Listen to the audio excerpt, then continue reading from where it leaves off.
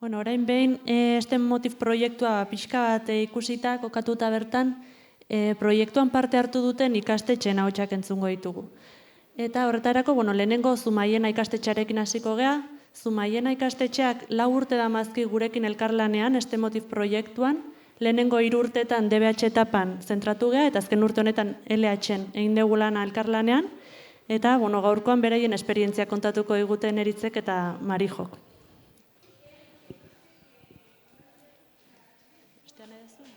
Txandaka ingo dugu, ez dela. Marizu, pasako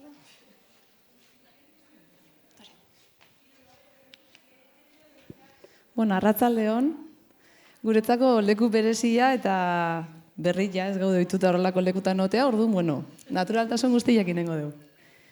Eskerrik asko lako proiektu baten gurekin kontatzeatikan, eta basan duen bezala, Zumaiena ikastetxetik gatoz, Zumaiatik gatoz, eta, guk bai genekan aurretikan entzun da, DBH-ko gure beste irakasleek eta elkarlanean egontzeatelako, eta ideia batzu genitun, ez? Eta gero deitu zenutenean, gurekin nahi zenutela, LH-en nahi zenutela pixkate lan hori egin, animau ginen. Horretik eskerrik asko. Gero azkenian, elkar batu ginean eta zigean ginean gaia bilatzen, nahi genuna zan zerbait izatea guk gelan lantzen genuen zerbait. Izatea, izan beharrian txertatzen den gauza bat, akoplauta, izatea barruan dagoen zerbait. Eta, gu tailer horietan, bigarren ebaluazioan nahi ginean lantzen, Zumaian dago Darali elkartia, Saharako errefuxiatuekin lan egiten dutena, eta egoera bat asaltzen die gure ikasleei. Eta, berekin lanian geunden bitartian, ikasleei egoera hori jartzen jo, eta behaiek sortu behar dute gero, egoera horrei aurre egiteko zerbait. Eta egiten dute asoka solidario bat sortu, eta hor lortzen den diruakin, errefuxiatuei, Saharako errefuxiatuei ematen diote ur balde batzuk edo ur bidoi batzuk sortzen dira. Eta orduan hortikan sortu zen, ez? Zergatik ura, diru horrekin zergatik ura erosi behar dugu, ur baldiak bidoiak jarri behar ditu. Da hori izan zen, berai izan geniena, ez? Ura izatiak izgakoa eta hortikan jungo geha STEM proiektu hori sortzen. Orduan, behin proiektua eta zuekin hitzein da gero hitz hori atea eta, hasi ginean behaiekin lanian. Eintzen duten gidoia guretzako izan da, esurdura, berari jarraitzen jungea lanian, eta 6. mailan LH 6. mailako ikasleekin egin dugu, 50 ikasle diala, talde handia za, baina, moldatu geha. Eta proiektuaren hasiera hortixeikan abiatu ginen. Talde guztia elkartu eta esan egin genion, tailer honetan, atea deunez, asoka solidarioan sortu deun edo lortu deun diru honekin urbidoiak itea guaz. Zergatik, ura dain garrantzitsua, eta jarraitu genuen lan horretan. Eta orduan, lehengoko puntua izan zen, gure baso magikoan, ikastetxean baso magiko badakau, eta baso magiko hortako landare dia aztertzen hasi ginen. Da zergatikan landare horiek, nahi genulako pixkatik guztia urak naturan ere zer egin edo zer ikusi dakan. Eta talde txikitan jarri genitun, talde heterogeneotan, txantioi bat jarri genion, eta txantioi hori izan umientzako bide lagun izateko. Hau da, jasotze zituzten landare horiekin zer, ez? Eta esan bazkenian galderak zehatzeatzazian. Nola deitzen da, non hasten da, eta zer behar du bizitzeko. Hori eskatze genien. Ondoren landaredia bilketa egin da gero, Planet aplikazioan ezagutu genitun bakoitzaren izenak, eta ikasleak pasizian horren ikerketa txikitxo bat egiten. Eta hor bideotxo bat jarri deu ikasleek nola lan egiten ikusteko.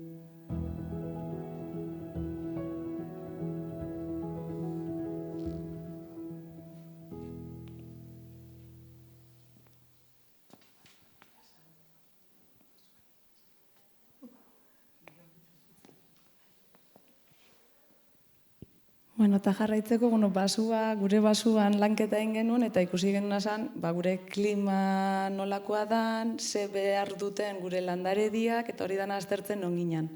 Eta hurrengo pausua izan zen, guazen Saharara. Karo, Sahara ezin ginagun. Orduan egin genuen zen, testuak ekarri, testu lanketak egin genitun, eta ikusi genuen zen, Samortuko landaredietan, ze nolako landaredia dago, ze nolako klima dago, eta hor aztertu genuen zen, landaredi horrek zema kantitate ur behartzun, eta hau ginen zen, urarek eragin handia sekala landaredi desberdinetan. Eta hemen hasi ginen zen, konparaketa horretan. Hango klima, hemengo klima, hango landariak, hemengo landariak. Danetan ura da protagonista, ura da hitzgakua, baino bakoitzak azkenian zer eragindakan baten eta bestian. Edo zenbateko beharra da hon, hemen eta bestian. Eta desberdintasun horiek bereizi genitun, landu genitun, eta konturatu ginen azan, ura azkenian bizitza azala. Garai horretan gaina, bigarren ebaluazioan ingurunen lantzen eginak izagorputza, zirkulazio aparatua, nerviosistema, danak lantzen eginan, eta hortik zelula hitza ere atea eta zeon, behaieia jakinan gainen zeuden. Eta, orduan atea genuen azan, tipula baten zelulak aztertzen hasi ginen, ikusteko bizitza zer dan, uretik bizitzara saltau genuen. Egia da, adin honetan, igual oso abstraktuak gautu sala, ulertzeko, baina, zaiatu hortik egin ginen.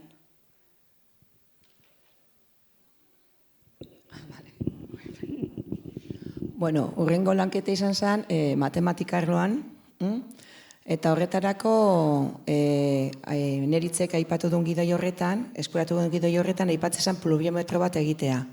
Baina pluviometro egin aurretik eman genitun beste pauso batzuk. Eta aurrenekoa izan zen edukiera lantzea. Euri ura, egoera likidoan dagoenez, nola egiten da neurketari. Bai?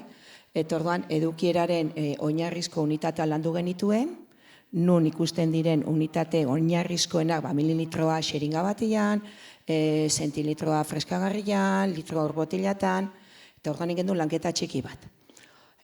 Aipamen, liburuan, edukierekin batera egiten duen aipamen txiki bat metro kubikoa eta desimetro kubikoa. Orduan, hor volumena sartzen da, bai? Eta volumena aipatzen duen momentu horretan baitere, volumenari gaia aldu genion. Eta volumen horretan zein gendun? Ura neurtzeko ze tresna desberdin daude.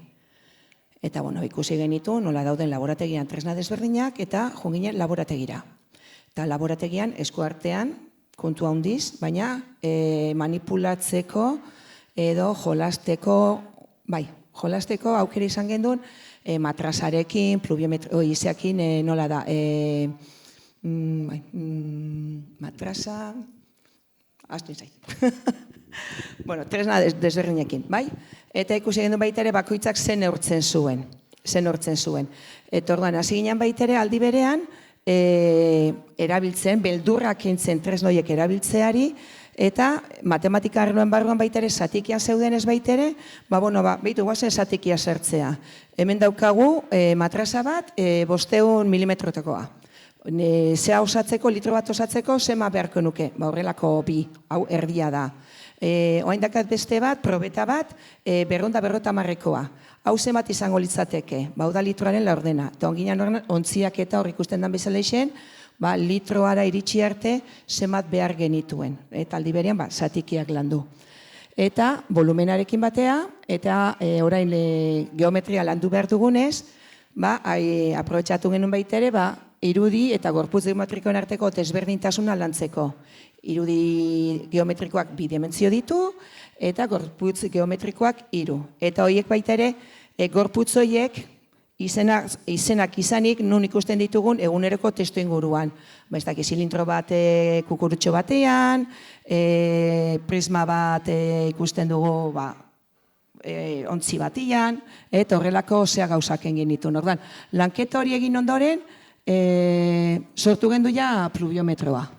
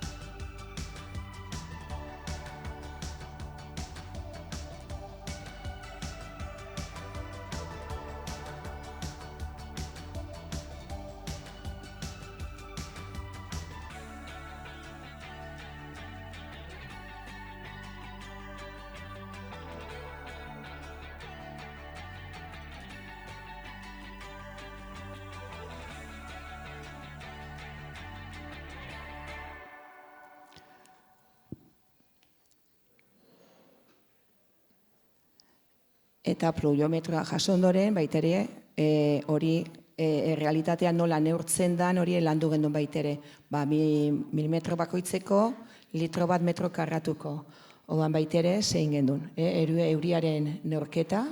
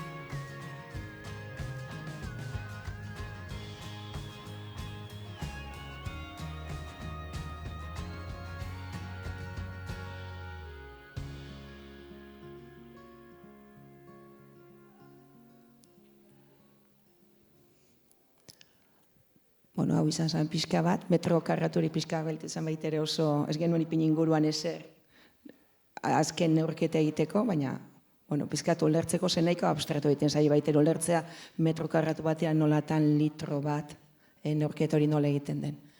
Eta hau izan zen gure aldetik egin dugun lanketa guztia. Eskerrik asko.